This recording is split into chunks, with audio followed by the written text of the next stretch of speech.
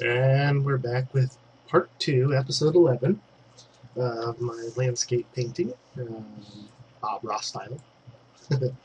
Not really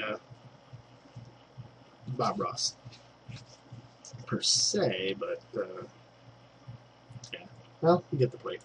We went over that in the last episode. I did a few refinements, but it still needs some work. So I'm going to take that smudge tool again, and I found some points that I didn't really go over in the last video. So just wanted to give these mountains better hard edge over here, a little bit over here. And they don't look too out of place. But yeah, taking these a little bit. As soon as I posted the first video, because I do these separately, I'll record this and then post it and then start recording the other parts after.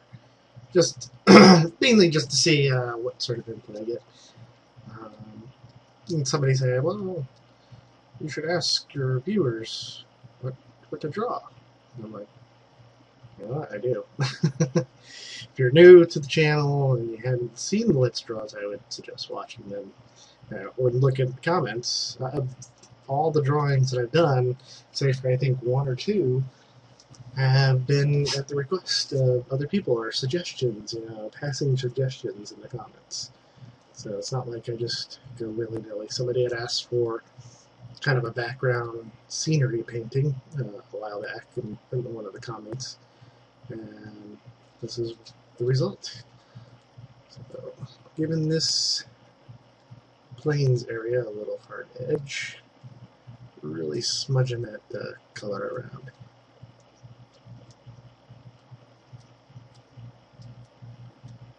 The same kind of treatment the mountains got. Given a light side and a dark side.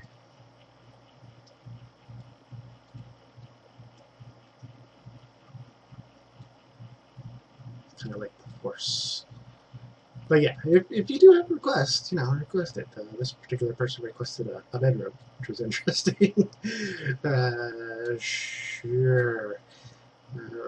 But I wonder why you would want a bedroom, What is the meaning behind that? Alright, I'm going to take light and darken. Darken some of the sides here. Yeah, some of the people have been around for a while, and they know that I do take requests. Not only that, I'm going to post this on my Deviant art page for download. So if you want to use it for your background, it's saying it's public domain, you can't just use it like in your video game or something like that. But definitely download it for free and put it on your background, print it out, post it on your wall, frame it, whatever you want to do. I'll even get some print options going for it. So if you want to do like a professional print from Deviant Art, you can do that. It does cost money, but hey, nothing in life is free. Alright, so we're doing hills here. Really pushing that color around. Pushing it around, and it's gonna like it. I'll start to do some trees and whatnot. But some of these dark areas are coming in naturally. Let's take the lightning tool. Oop, that's the wrong one. I grabbed the wrong brush. And we'll create some highlights on these hillocks, so they stand out a little bit more. And then, of course, take the smudge tool. Sorry about my throat here. I'm a little congested. Congested. Yes, I'm congested.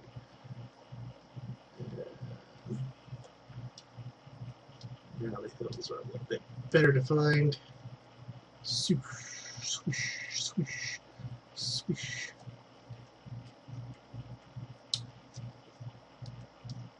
So there we go. I think that will do it for the hills. Now we're gonna get ourselves some paint.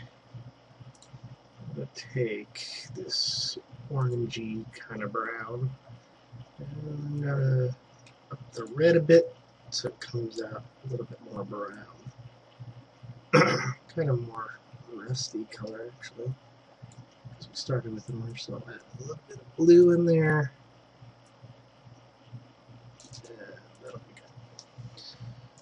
good. Alright, so I'm going to really take this brush down.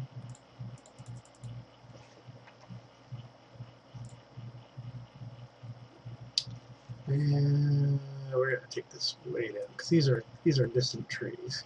This is going to be a tiny, tiny brush. I don't know if I really want to paint over that. Okay, so we're just going to flip these up here like this. Straight lines.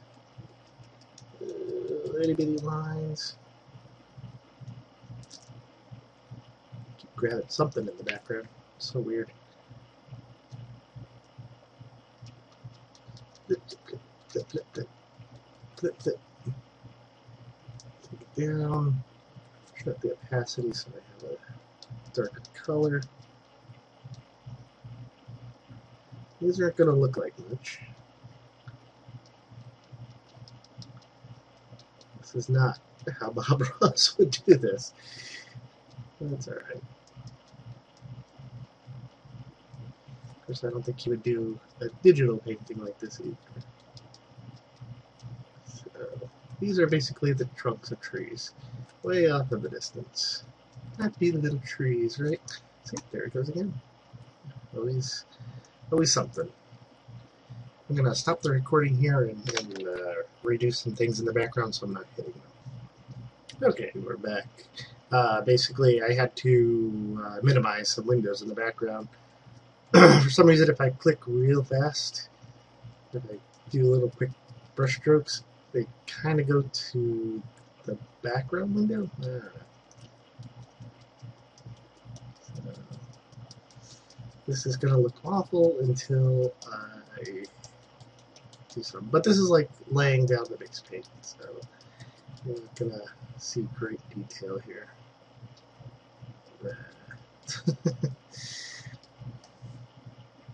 Right. Brush size. I'm just going to go through with some colors here. So I'm going to just smudge this up. I'm going to look a little better, a little bit more natural. So let's take this color right around. Doing the little lines is just going to take way too long. And I'll do little lines another way. Through the awesome smudge tool. Actually, I could probably push. Push is a little bit better for this kind of thing because the color really keeps its color. So I won't do that.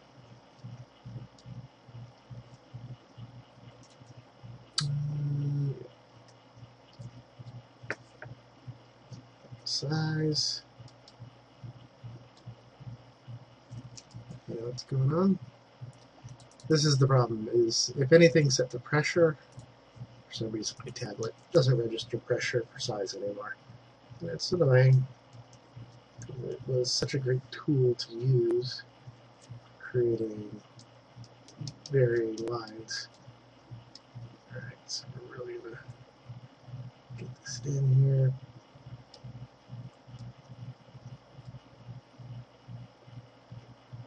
Squish that color around.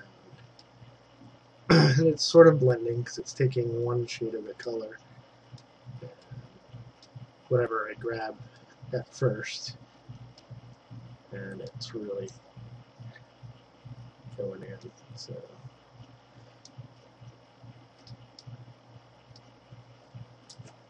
whatever color it grabs first, that's the one it draws with.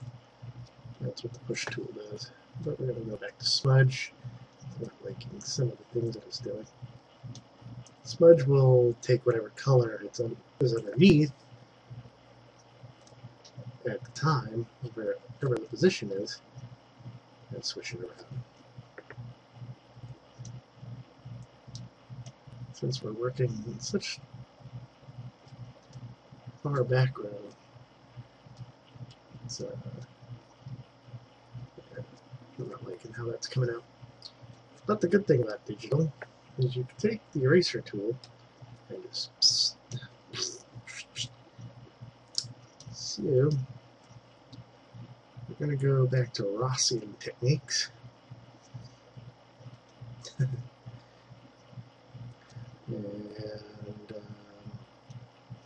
really take a lighter shade of green with some blue and red mixed in. Too much. I still want it to be green, but not saturated kill me green. I'm going to bring down the density of the brush down. And the opacity. Bring the eraser density down, so that's not good.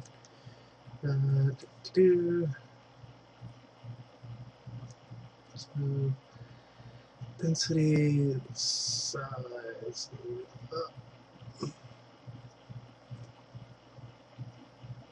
the opacity's down. Okay, so we can just dab this in. Density down even some more, way down there. It's just gonna really dab that in. It's gonna look kind of brushy. Blah, blah, blah, blah, blah, blah.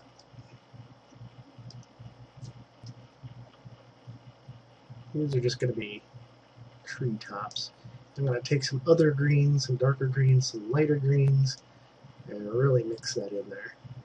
You're not even gonna see the tree trunks. I think that was just a mistake that it started.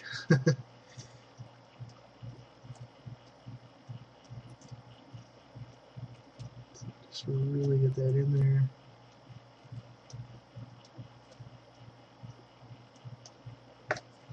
The bigger brush. Do it quicker. So we're already, what, 8 minutes, 10 minutes into this thing. And I've hardly done anything. Except made mistakes. So it's all correctable. Alright, so I'm going to take a darker green. Just have to drag this one up. And we're going to take it to one side of each of these clusters. I'm just going to start giving it some depth. Get it under there.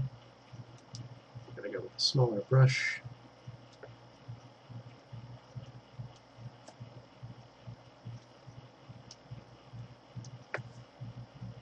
To a larger brush.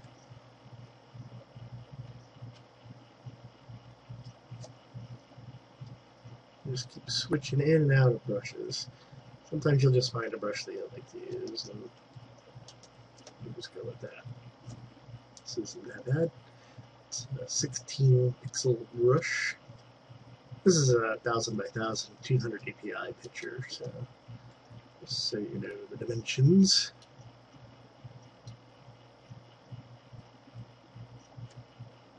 .200 dpi really makes a difference. If you really want it finer, you'd go to 300 dpi. I've explained in the past that comic book publishers like 400 dpi even. So that's real fine, but your file sizes will really jet up once that starts happening. Alright, so we've started doing the highlights.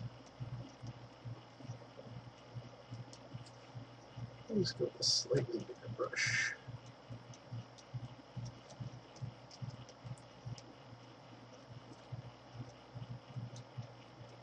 See, the comments are coming in for episode 10 as I'm sitting here doing this. Multitasking. So, like the looks of that.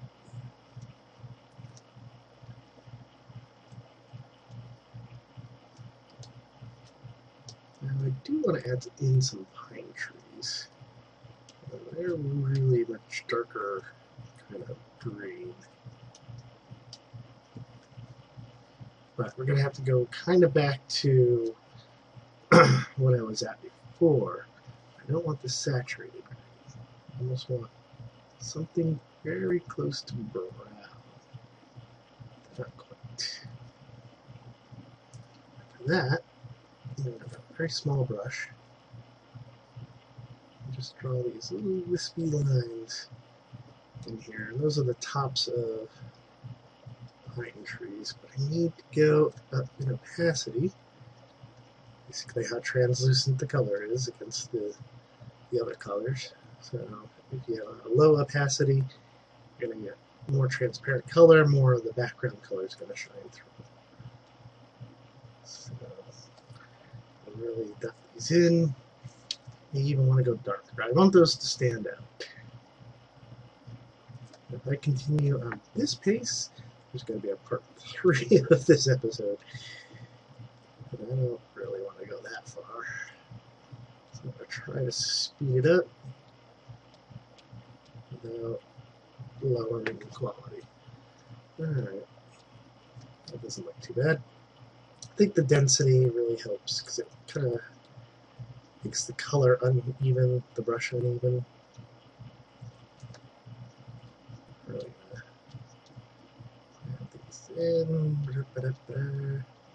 That's my added humming sound.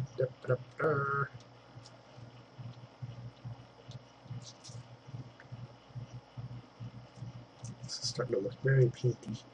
That means it's not as realistic. One of my teachers in college, John Pilato, awesome painter. You should look him up. I'll actually link him in. Fantastic, realistic landscape.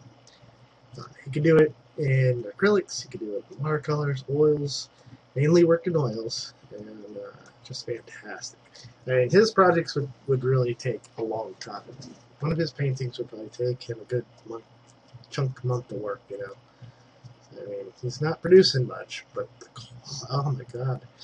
You know, look at this. Even he showed us some pencils that he did. Just pencils. They were fantastic. One was of a woman, like just in kind of a woodland setting. Just, the detail. It's fantastic.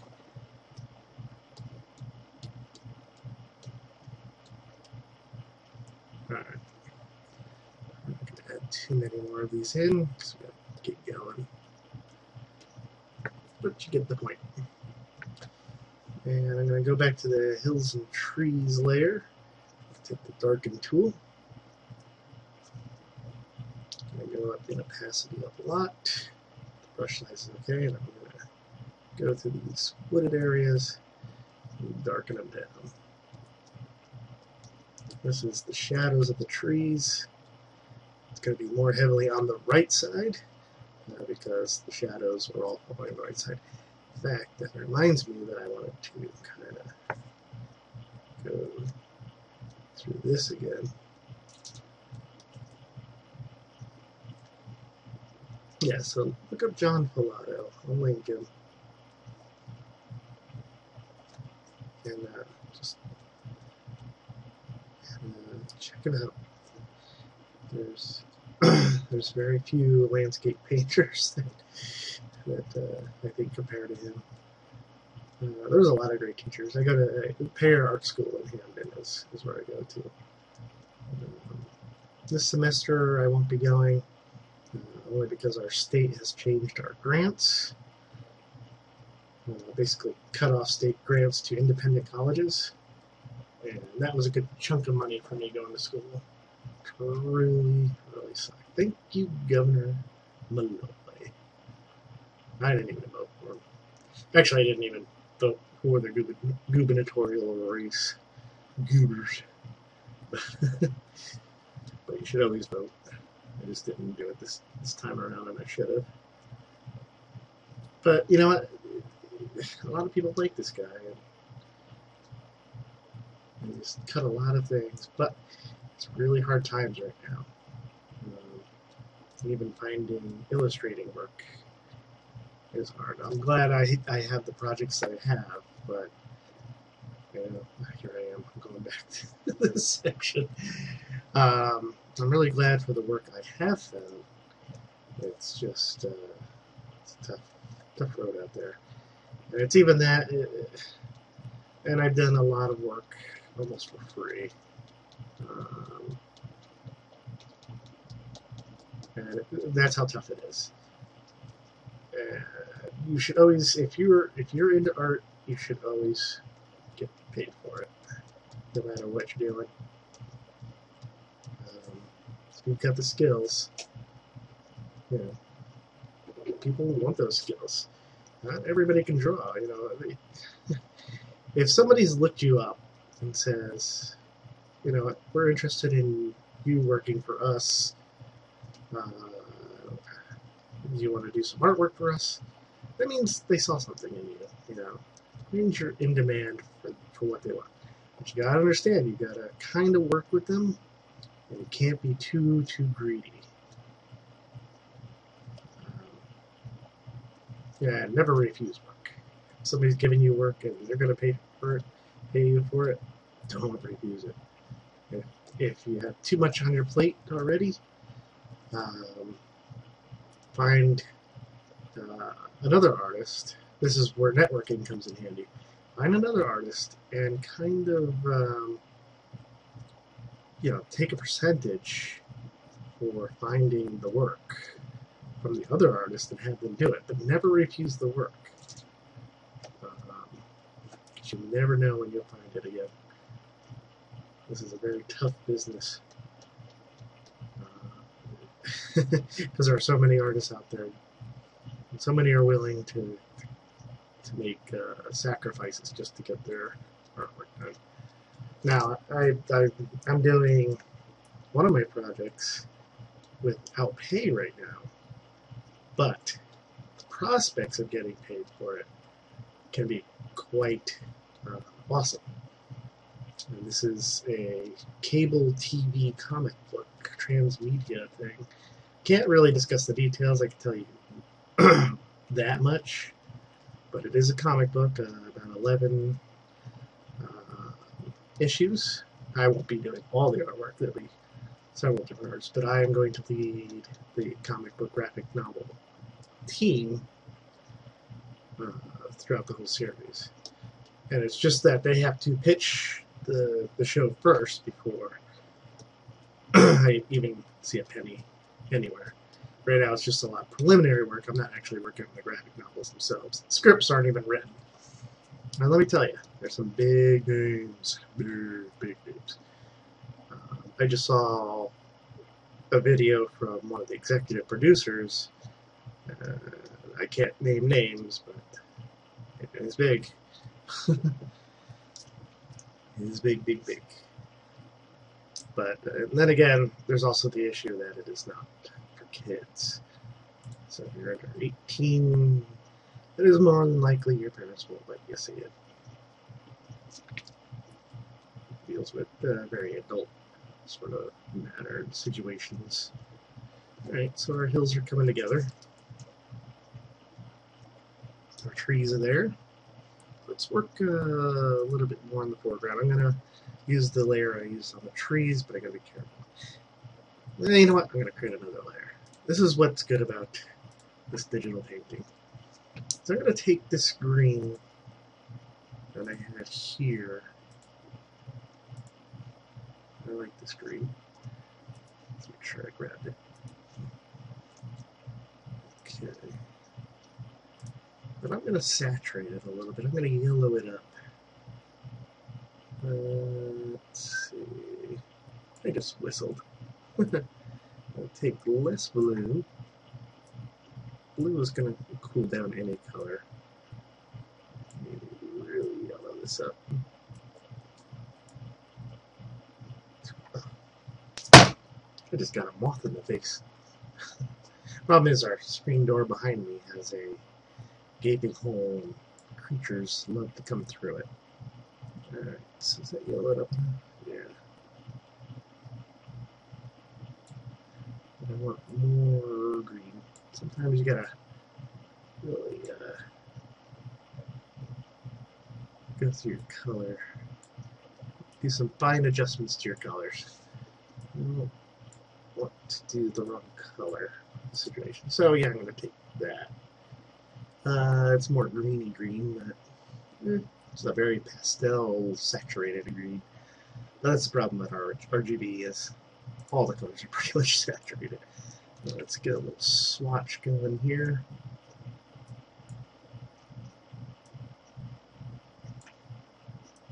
Right, lay that down. Yeah, that looks okay. I'm going to add some really saturated green into that too. Alrighty. I actually like that density. It's too dense.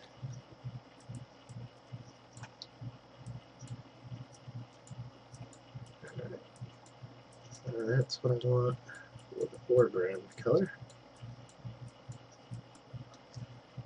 But I also want this very saturated sort of green. Yeah. Blue that up a bit.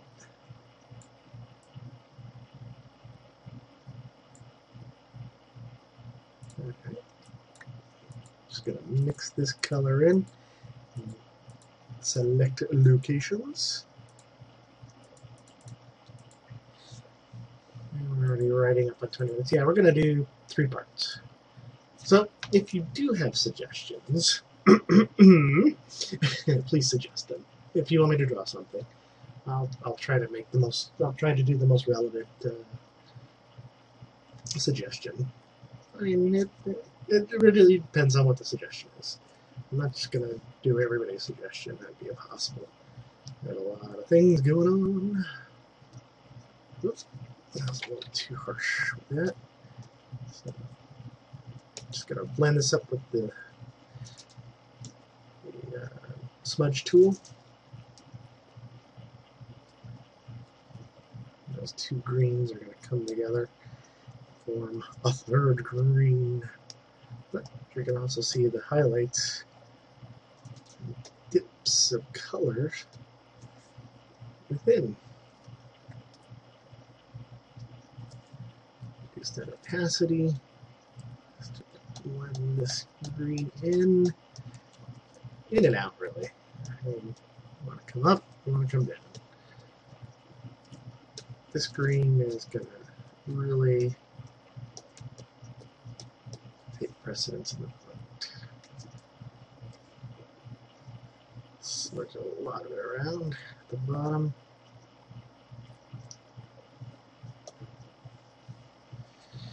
Alright, now I'm going to do something fun.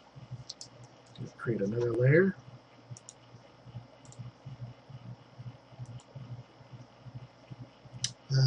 And I'm going to take a blue. I'm going to ice it up. I take saturated blue and add even levels of red and green to it.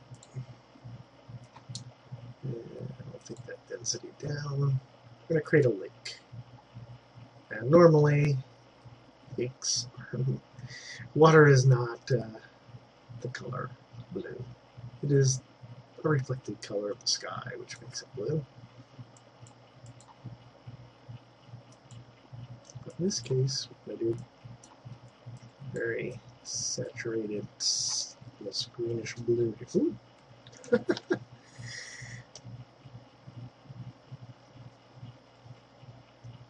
But this is going to change, so don't think this is permanent here. Take your smudge tool, like kind of take this down. Alright. So we're going to have a lot of blended edges here. That's going to change a little bit. What I'm going to do a little trick is create a nice reflection of those mountains in the background. Create a good hard edge. Just gonna go into the background. And I remember when you're doing water of any sort, it's gonna go side to side. Your water's never gonna do this. You know? It's always gonna be side side. If you watch Karate Kid, you know what I mean. Side side. The original Karate Kid, not the new one. So that's gonna go off in the background.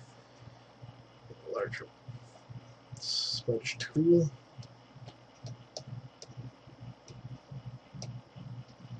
Yeah, you really want it horizontal shaped.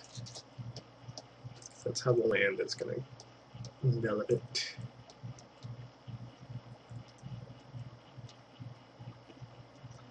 So, pencil of land. Come out. Just kind of shape it as I go. Love digital painting for that. If I was doing an oil painting, I would have to really think about this before I did it. Alright, what we'll do now is we'll go back to the other layer where my very saturated green is.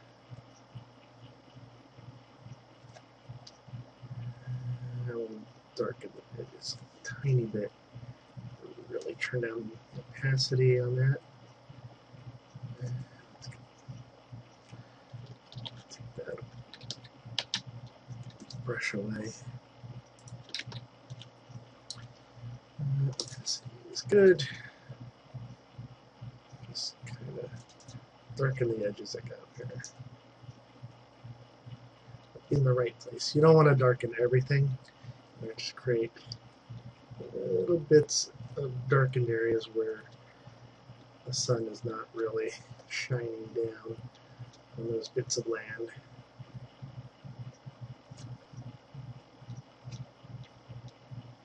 It's starting to look good. Yeah.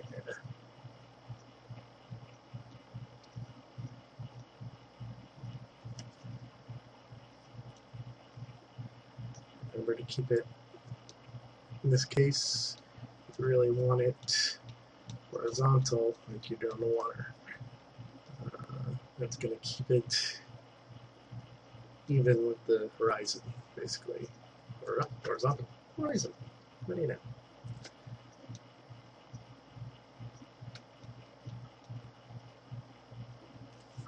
So as I get closer to the foreground, larger brush.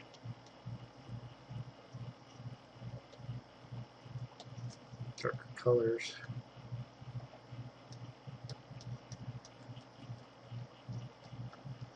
Little hillock here next to the lake. Switch that up.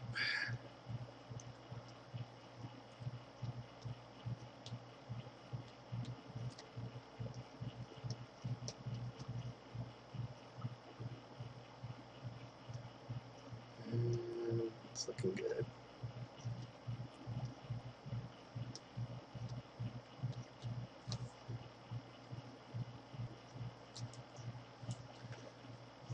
This is a very pastoral sort of place. It's almost fantasy in its colors. If I lived here, I'd be afraid of fairies coming around and knocking my ass into some weird dimension and then just getting me drunk on fairy wine and stuff like that. See, that's where me and Bob Ross differ now. He's all like, oh, there's a happy little landscape. And I'm like, oh, I'm afraid of fairies. Well, like the real fairy, not like Tinkerbell. Well, Tinkerbell was pretty vicious. She got jealous. Didn't know it. Just punch it out. Alright. So that's looking about as much time as we got, and we've come fairly far. We've got some of the foreground done. We're going to do a little bit more. We're going to put some trees and stuff. And get the reflection of these mountains in this water. I'm going to do some highlights and show you how to do some water painting. So, alright, let's see you next episode.